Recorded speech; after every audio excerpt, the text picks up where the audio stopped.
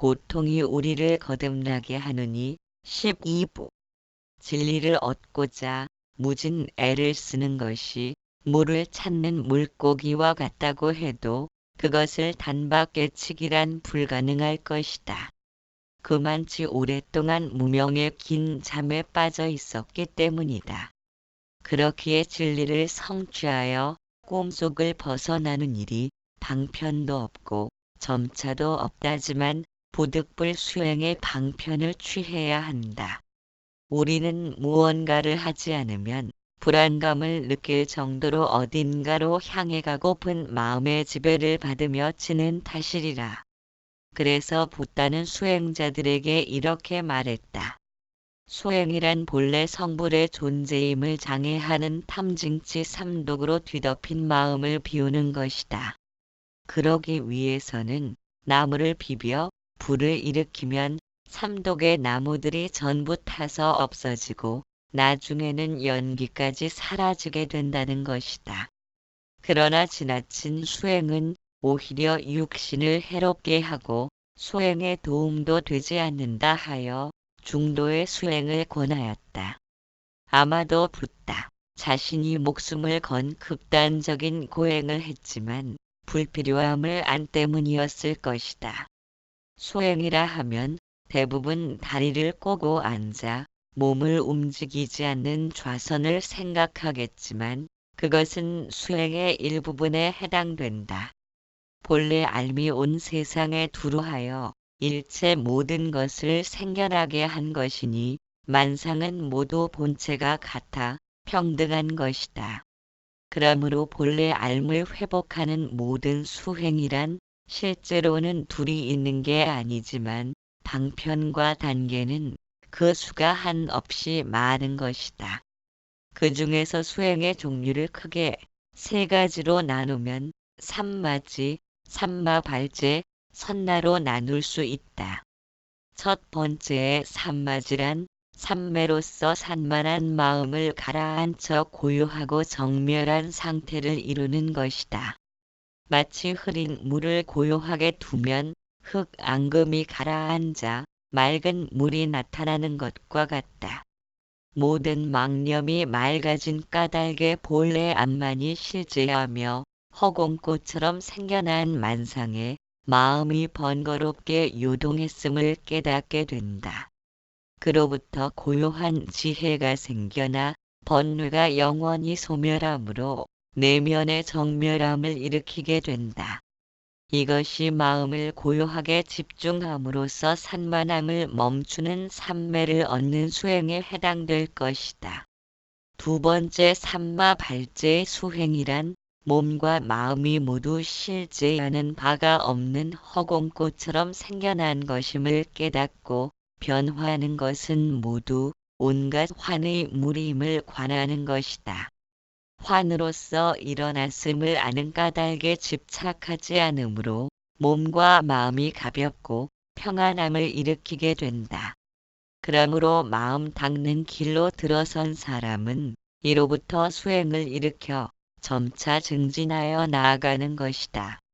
환인 것을 관하는 그것은 환과 같지 않으나 환과 같지 않다고 생각하는 바도 모두가 환인 까닭의 환의 모습을 영원히 여의게 된다. 즉 환인 것을 관찰함은 지켜보는 성품이므로 환과 같지 않은 까닭이며 환과 같지 않다고 생각하는 그것은 같고 다름을 구분하여 생각의 모양을 짓기 때문에 그러한 생각 전부가 환인 까닭이다. 이와 같이 수행함으로써 환의 모습을 영원히 여의는 것이다. 이와 같은 삼마발제의 묘한 수행은 마치 흙이 싹을 자라게 하는 것과 같은 것이다. 씨앗을 땅에 심으면 싹이 자라고 꽃이 피며 열매가 맺는다. 그러나 땅에는 본래 나무도 없고 꽃도 없으며 열매 또한 없는 것이다.